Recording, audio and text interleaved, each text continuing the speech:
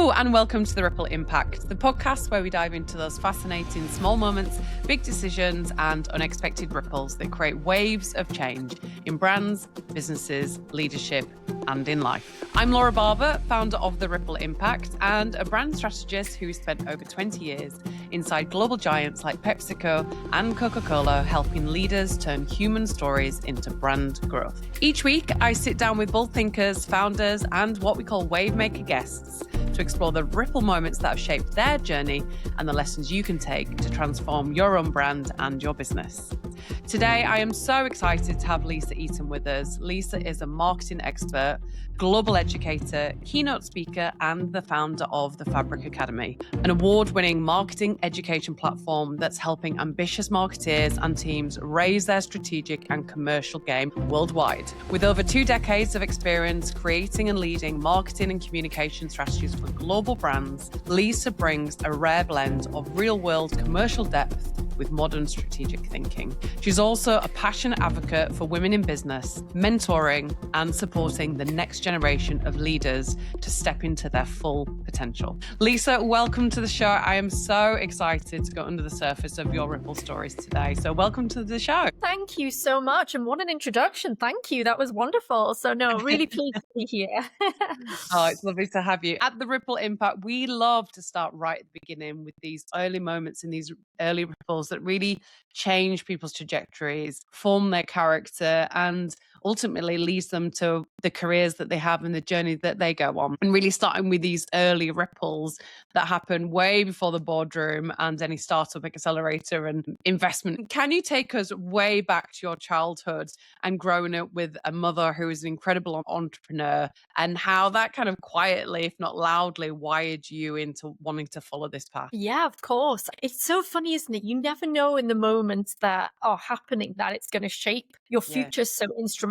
But she was definitely a leading force, a quiet leading force, I would say. She was very underplayed and just went about a day job. But she was certainly not referred to as an entrepreneur back when I was a kid. I mean, it wasn't a term that was really used very frequently, maybe for like Richard Branson or, somebody like that. But it wasn't a normal kind of term used. So my mom was just, I guess, for me, a hustler. She worked really hard. She had ideas. She'd go out there. She'd build a business. She'd make them happen. She just was invincible with no fear, full of excitement and positivity all the time. And even through the really tough times, and there were many because she had several different businesses, I never remember her falling apart. I never remember her giving up. I remember just absolute dedication, doing whatever it took to get her to where she needed to be. And I think that it was built in me for many, many years that this is the way you conduct yourself if you want to be successful in whatever you might want to do. So yeah, it really shaped my character as a young child. But I also think it really shaped my vision for what I wanted my future to look like. And I had no idea what I wanted to do with myself, but I knew I wanted my own business, which is maybe a little bonkers in itself, but I knew I was fabulous. To be my own boss. When I was a kid, I didn't know what it was going to be in, but she was definitely a leading force and a huge ripple effect in my early years. Yeah, and I love that you talked when we first got together and you talked about this idea of she would create something from nothing, whether it was a service or a product, and she'd have this idea and then this wonderful thing would be born out of the tenacity and the drive to create something. Yeah, I don't know if I've just naturally been very talented at that myself as I've been growing up, or if I've learned that from her along the way, probably a mix of a bit of both. But I genuinely was obsessed with this. You can have this idea.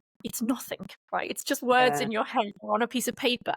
And then you can come up with a name and a brand and a logo and a shop front or a product or a service. And you can market that to people and they'll buy it or they'll come. And I was just fascinated with that process of creating something from nothing. And it almost felt like this invincibility that you could have this idea and nothing could stop you making it happen. And God, there's many challenges along the way, right? It's certainly not an easy journey, but I genuinely loved that process of having an idea and knowing that I had the power to make it happen at some point. I realized kind of early academic years that I was able academically, but it didn't excite me. It didn't drive me. It didn't challenge me in the right ways. Whereas actually going out and working, I felt like I was contributing. I could see the impact of what I was doing. I was getting paid, all that sort of stuff that you could control and you would see real impact from. So yeah, I was dying to get into work, and I had 3 jobs at I think 60. Once I got into that flow, that was me. I was fully out of education after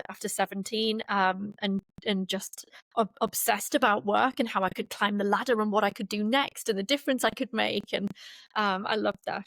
Yeah, and I can tell, like, I can feel the energy and the excitement coming off you, even when you talk about those early days when you had all these different jobs. And you've actually had quite a squiggly career to date, haven't you? You've moved into different places and done different things. Is that because you never really knew where you wanted to land, or you just went with the energy and the opportunities? Probably both. I had no idea where I wanted to land until much later in life. I tried a bit of everything, and then I figured out what I enjoyed and what I was kind of naturally good at.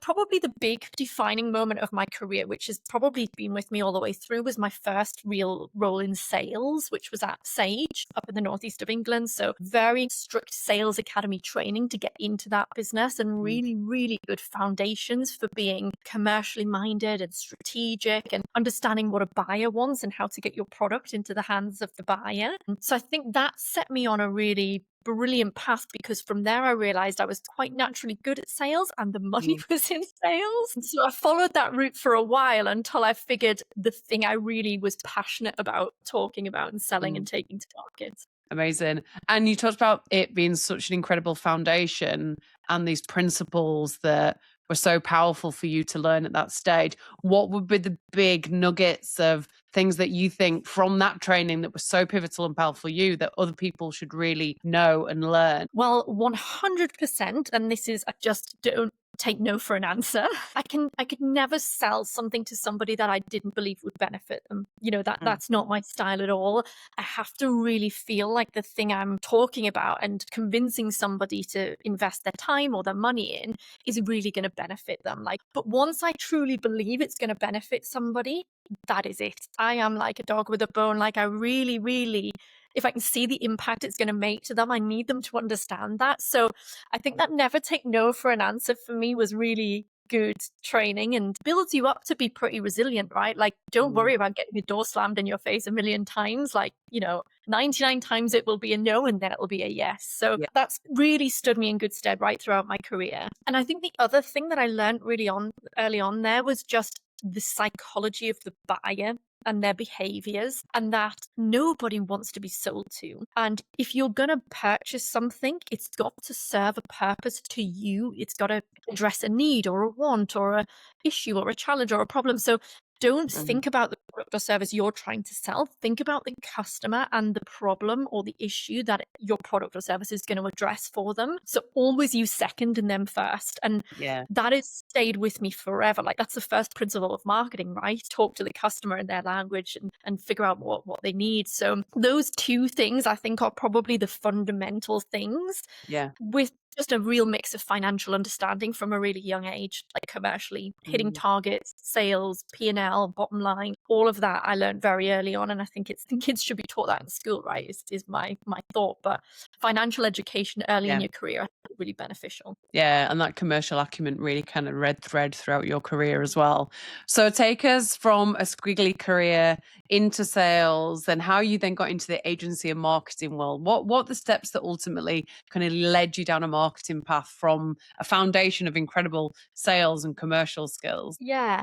So I fell into sales for the money, for sure. Like, that was the driving force behind it.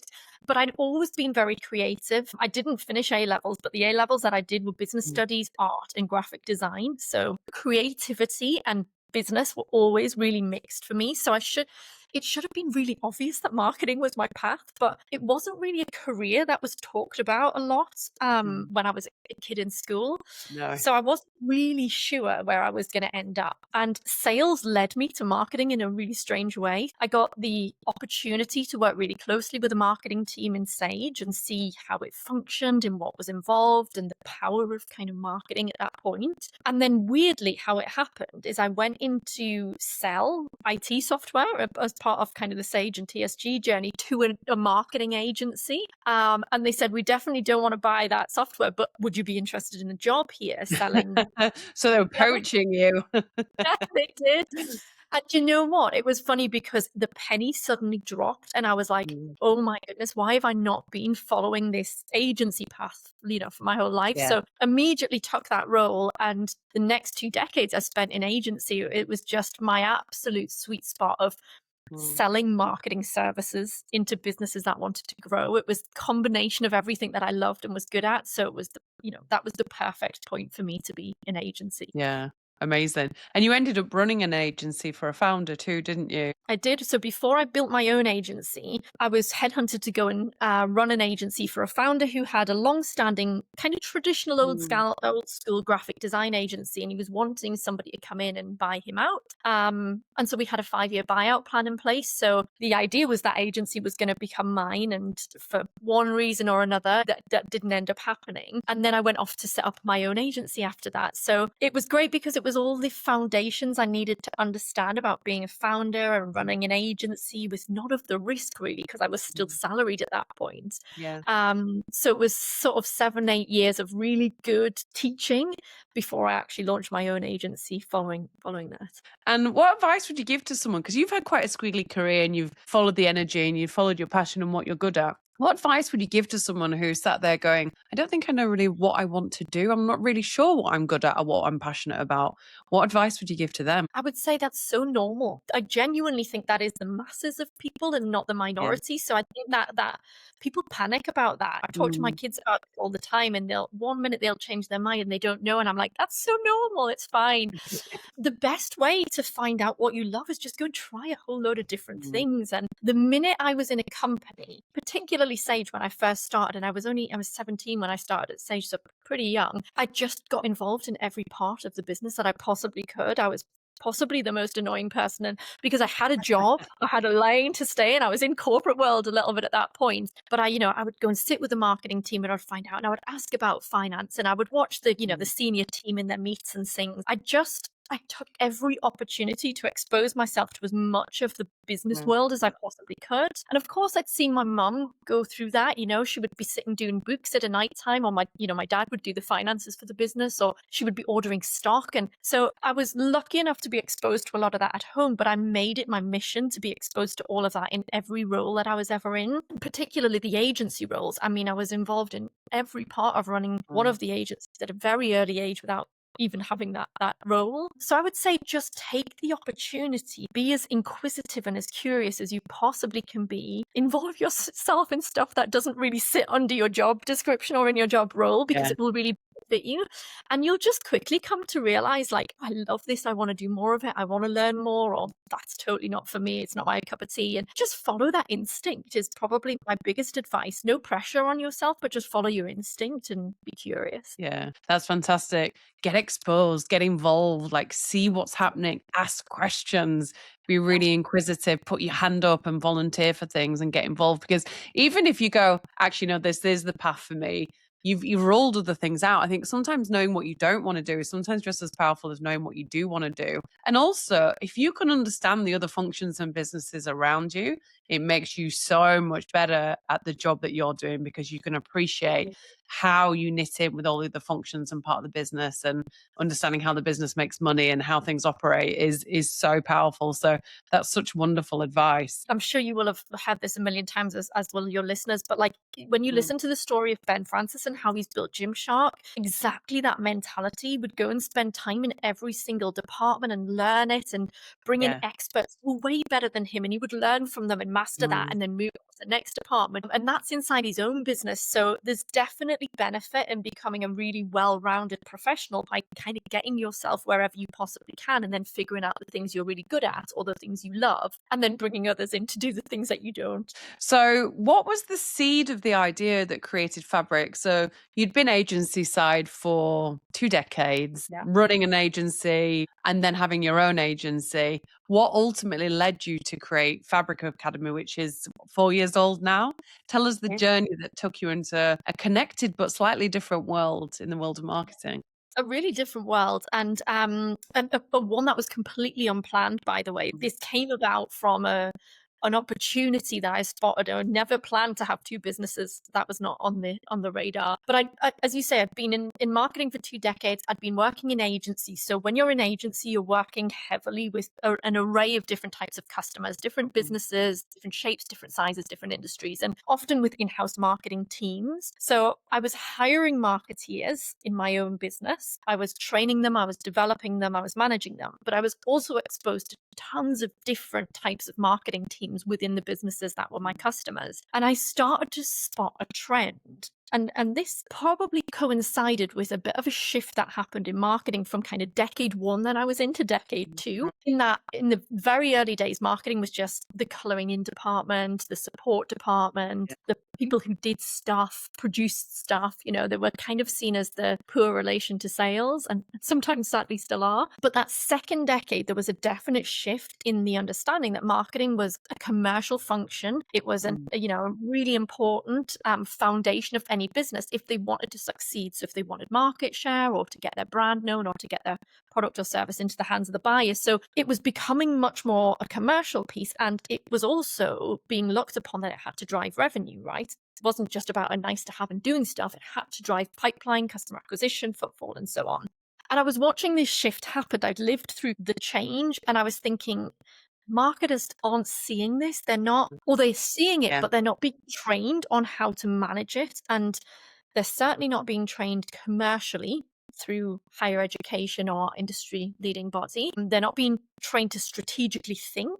They're not being trained to think about how to help grow a business by activating growth through marketing channels. So I was trying to build the best performing team I could possibly build in the agency, whilst building the best commercial strategies for my clients. And I was finding that there was a real shortage of talent. I just couldn't find really good people to be able to do this. I needed to multiply a small number of us over and over and over again. And I couldn't find people. And I thought it was a skills gap in the Northeast, if I'm honest, originally. And then did a big piece of research and realized that it was a national issue, and then went to the States and went to Europe and did a piece of research there and realized actually just academia hadn't kept up with industry change, and that there was this massive disjoint between the two. And so originally Fabric started as an idea to build a talent pipeline into the agency. So I teach marketers how to build strategic commercial strategies and how to activate growth in a business. And the really good ones I'd bring into the agency, and the others would help them find roles elsewhere. But I very quickly realized, as I started to get the product to market, that there was actually a much bigger need than my own personal agency need or talent need at the time. And with that, it just snowballed, quite honestly. Some of the best business in the world get created by gaps, right? Something that you need and you can't find it, and therefore you go out and build it yourself. The two things that really stick out for me in that is, one, the strategic ability of marketing, but critically, how that is connected to commercial growth. And I love the way that you describe it as marketeers, we're activating growth, because I think sometimes as marketeers, it's the fluffy stuff. It's the, as you said, the coloring in department, the posters, the branding, etc. And actually, in economic times, marketing can sometimes be the first thing that gets cut.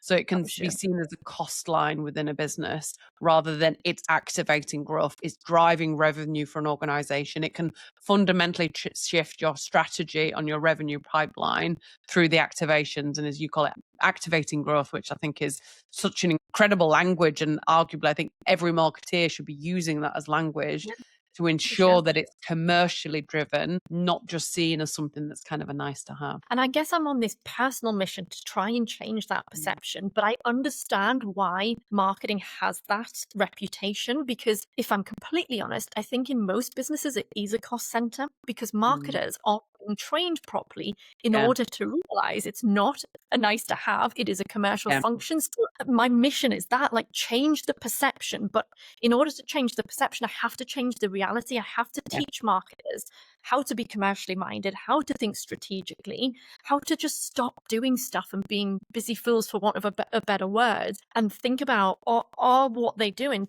is it moving a dial somewhere?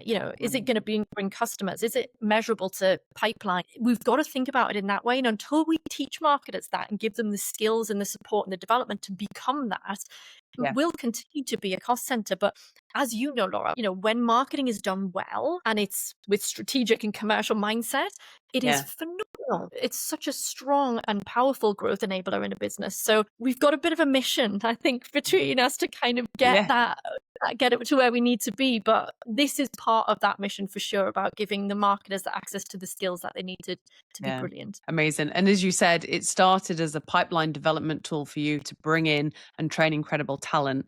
Tell us where it's gone now, because you're actually arguably more in the world of tech now, aren't you? It's terrifying because I'm not a big fan of tech. It's not definitely my sweet. Yeah, so I mean, as it so happened, in the agency, I was building websites for years for customers. And, I'm not a coder, so I had a dev team, but I was helping, I was scoping, I was sense checking, so I've got a good grasp of building tech products. It's definitely not my passion, I should say that. But as we started to build this product and bring it to market, and I wanted to be able to reach a global audience, we had to build it as a tech product. That was the only way to be able to get the message out to the masses. And it has just evolved like these things do. It's grown into a beast of its own, and it's now a fully encompassing L&D platform, a performance platform. We're the only first source of data knowledge out there for learning and development for the marketing world, of gathering what high performing teams need and are doing versus developing teams that want to be high performing. Yeah, it's evolved over the 4 years into this phenomenal piece of tech that captures everything and anything to help, I guess, give marketeers the right support to make an impact really quickly. And we're all human, we're all learn in very different ways. We've all got very different needs and wants and jobs and specialist areas. And there's never going to be a one size fits all. It's going to work for a large organization and their team. It has to be very personal. And we've somehow managed to master that real personal development plan, but on a huge global scale through the platform. So yeah, I mean, we're working with brands all over the world: NatWest, Boots, Heineken, Revolution Beauty, some real phenomenal Lavazza coffee, just some real wonderful enterprise brands, but also still a lot of medium and small businesses work with us to help upskill their marketers, and as do individual marketeers who want to do really well. So yeah, it's a whole different beast to what I imagined it to be to go.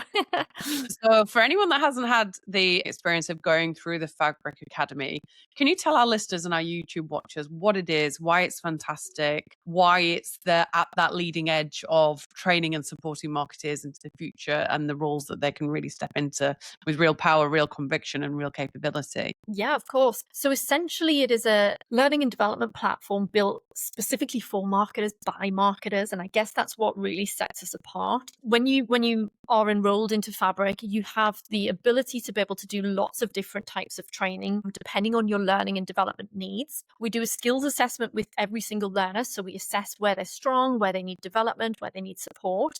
And we do a behavioral piece to understand how each individual best functions, what motivates them, what drives them, how do they learn best. And from that, we build an individual learning and development plan that helps them meet their goals for the year. That plan is then made up of 3 functions within the platform. So there's a formal program which teaches commercial and strategic thinking and how to build a marketing strategy to activate growth. And they do that live with a live strategy and assessment team. Then there is the coaching, which is probably our biggest USP, and what we find is not the biggest area of impact, but the quickest impact we see in our marketeers. Every marketer is matched with a bespoke coach. All of our coaching practitioners are some of the best of the best of the best marketers in the world. So they are VP level, CMO level, big global brands, ex-agency owners, technical specialists. So a real array of skills. We match our learner with one of our coaches one-on-one, and they get 12 sessions over the 12 month with that individual to do whatever they want, talk about whatever they want. So it's real coaching in the moments that matter the most in the job that they're in. So overcoming those challenges really quickly instead of marketers sitting on them for too long, or high level expertise on an issue or a problem that you need to overcome to meet this goal is there at their fingertips. So the one-to-one coaching, and then we do group coaching bi-weekly. So this is like mini therapy. Marketers come together, they issue process on a certain topic. You've been there, you know the job, you know how intense it can be. So it's a real outlet for people to be able to overcome challenges, learn from other marketeers, bring ideas back into the business. And then the final piece of the platform is what we call masters. So on-demand content for leading trends, technologies, techniques within the marketing industry to keep marketers at the forefront. So it's a blended mix of learning, of on-demand stuff, self-assessment stuff, real personal coaching along the way. So there's just nothing out there like it that offers that type of support at a very accessible price point for marketers. Yeah, incredible way for marketeers to level up and level up their skills. And what are kind of some of the big challenges that bubble up to the surface when when you talk about those therapy sessions and people get together and they talk about the things that are particularly difficult for marketeers? What are the things that are bubbling up to the surface that marketers in general should be tackling, let alone the people within those training groups? Yeah. So, well, obviously AI is huge at the moment, but it's always been there in terms of technology. The Yeah. fast pace of tech is crazy. So, like the MarTech stack now is just like absolutely bonkers in terms of there's a new platform, there's a new algorithm, there's a new piece of this that you should be using, there's a new try. Like technology in marketing has always been something that's very difficult to keep up with because there is Yeah. so much of it.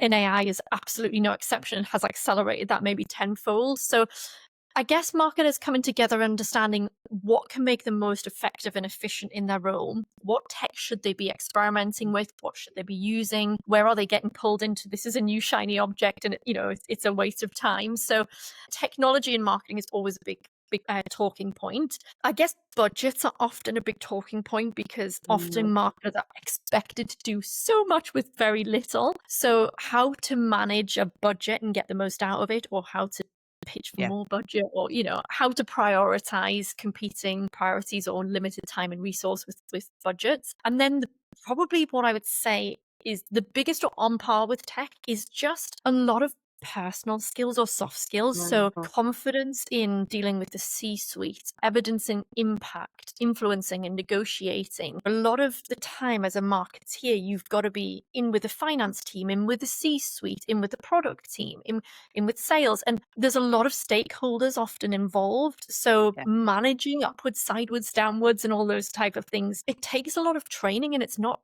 training that's normally given to marketeers. So those skills that make you an incredible leader or a manager or a brilliant communicator can often be really, really powerful. And they are often things that people struggle with the most. So we do a lot on that type of work as well. Yeah, absolutely. Because sometimes you can have the most incredible, beautiful work, but if you can't get buy-in from the organization or the system or the C-suite or whoever that might be, then work can live and die internally before it even gets to customers and consumers, which can be really heartbreaking. It's taking people on the journey, and those influencing skills and communication is absolutely essential to landing your work with impact internally before it ever gets to the digital or TV or whatever screen or application that's going into. Absolutely. You're so on the money there. Like, you have to, as a marketer, be able to sell the vision. You've got to get buy-in from the C-suite and the finance officer. And you've got to bring them on this journey of what you're on before you can even get it out the door. That's a super powerful skill, and nobody teaches that, right? You're just expected to know how to do that. Yeah. Particularly if you've been an incredible marketer and then you've been promoted because of your technical skill to a managerial or a leader, you haven't necessarily been taught those skills along the way, but they're crucial at that senior level. Yeah, a lot of work we do around that. And it's really impactful because it makes people feel much more confident. It makes them feel confident in their ability. They feel good about their job.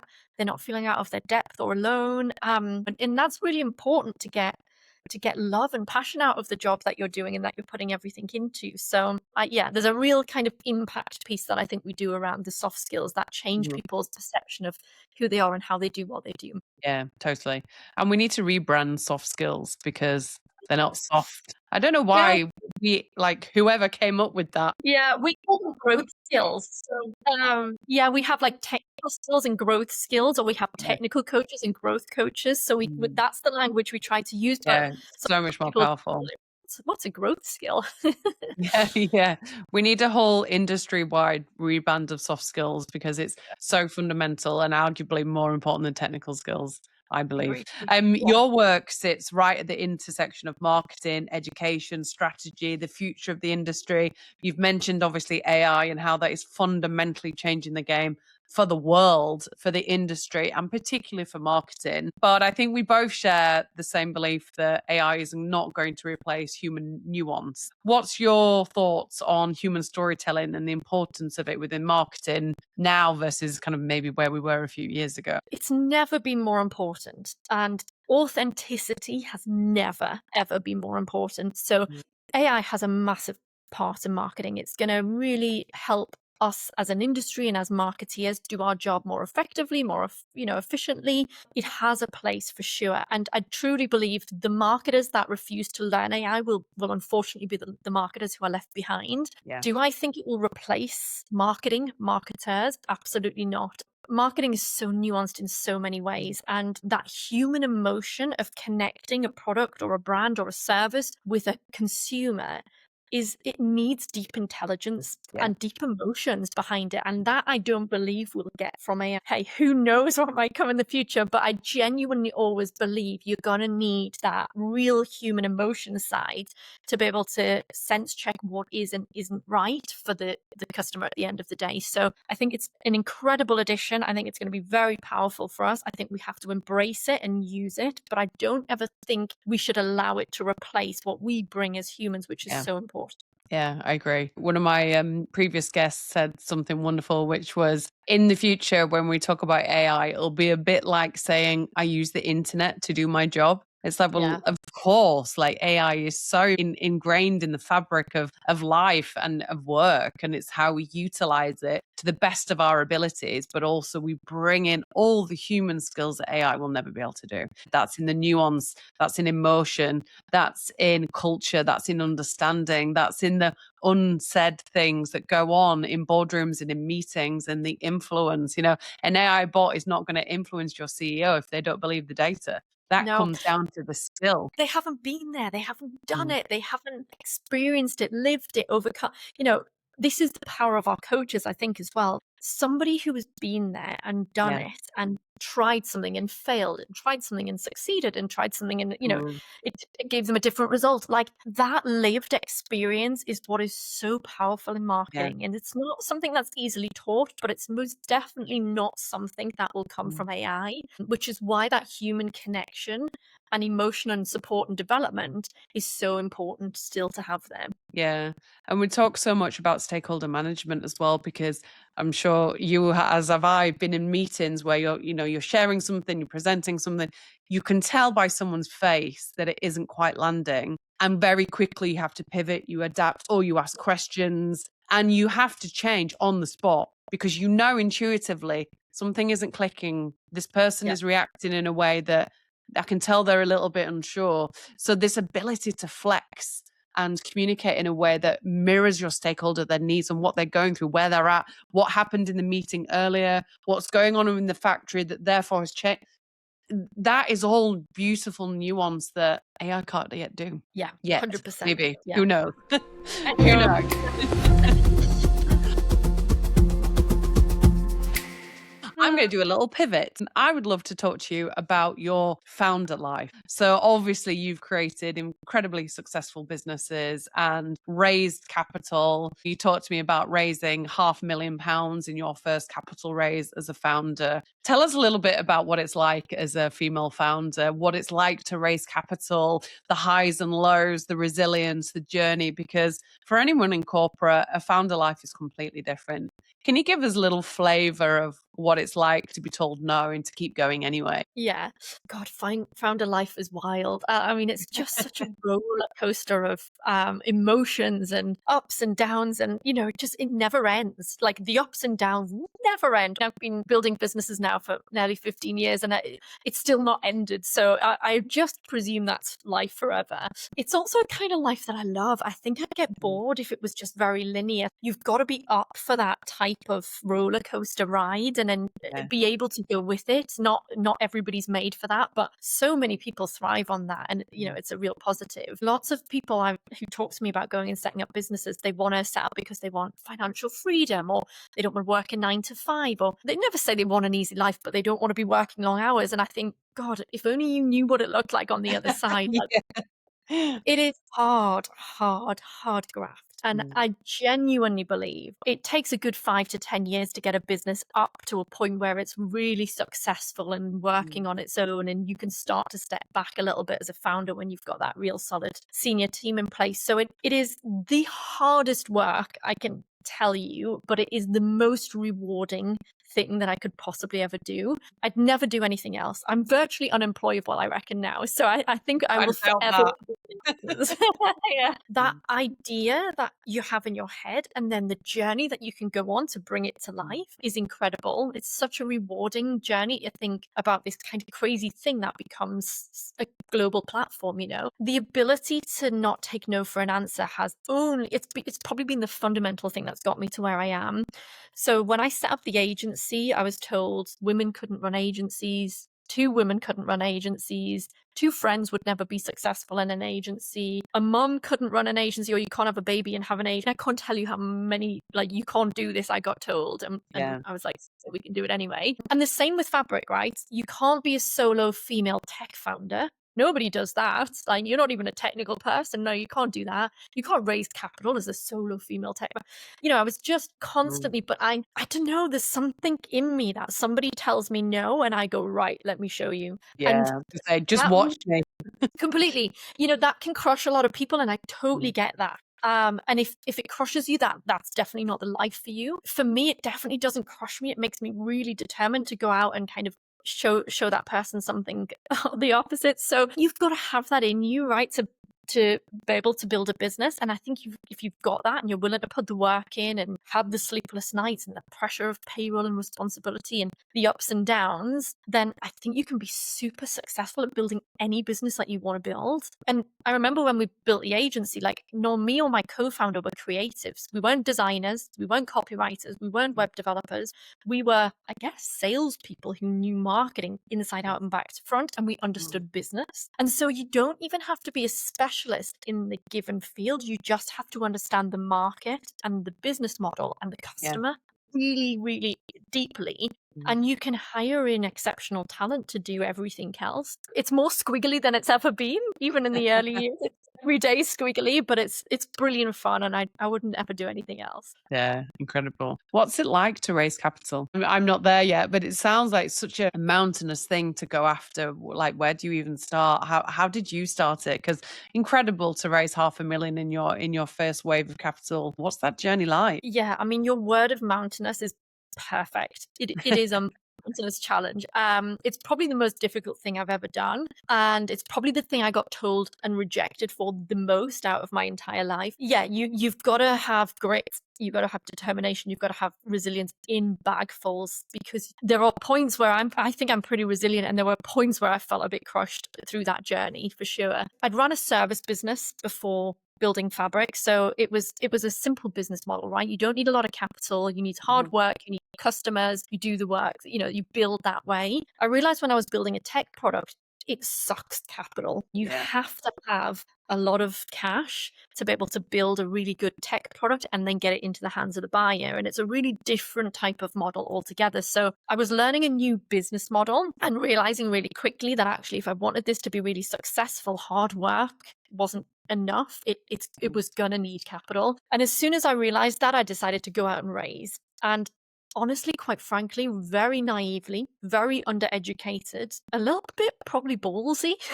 I just thought, hey, I'll just go and do that, though? Maybe you needed that, though. I think if I knew what I knew now, would I have done it again? God only knows. So I think sometimes the less you know, the better.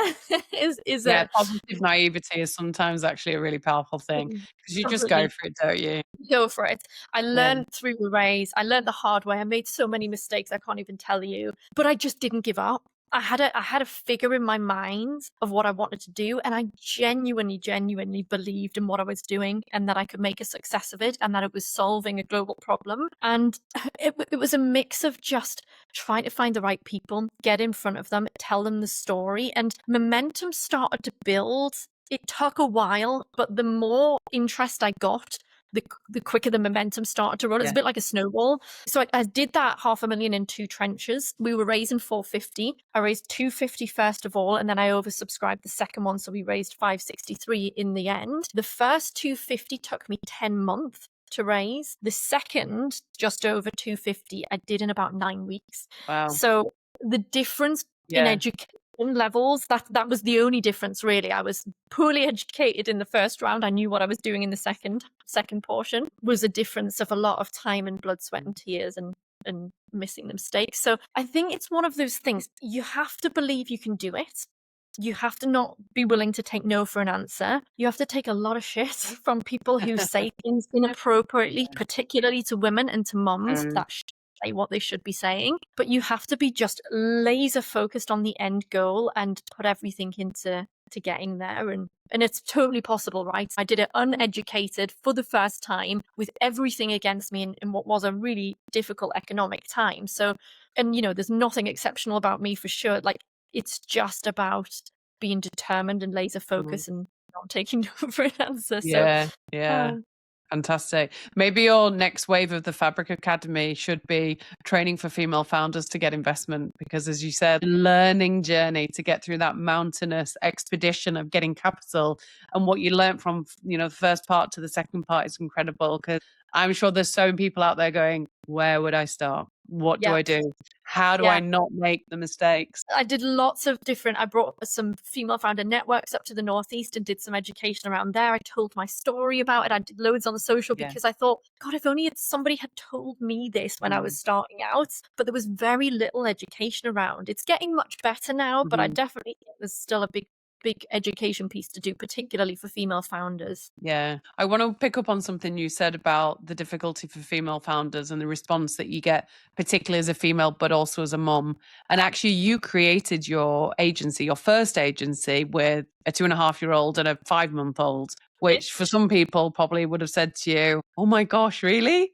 But I love this fact that you're like, nope, having children is not going to set me back on my business, and my business is not going to set me back in my family. Tell us how you navigate that journey, and how you, because you've said to me before, you can have it all. Yeah, I believe you can have it all. And listen, that doesn't mean everything's perfect. It isn't. And I think I also said the balance is always tipped one way or another. I never have managed to get balance perfect, for sure. But I also believe that there's no perfect time I don't actually think there's a perfect time to do anything in life. There's an opportunity. And if that opportunity looks like a good opportunity, I think grab it with both hands and think about the consequences after. I'm quite a risk taker, so I often jump and then think afterwards. And I think with both children and business, I had that same mentality. There was an opportunity to set up a business at a time where my career and plan for the agency I was in wasn't going to plan. The fact that I had 2 babies at home it wasn't even a second thought. It was, this opportunity is the right thing for my career.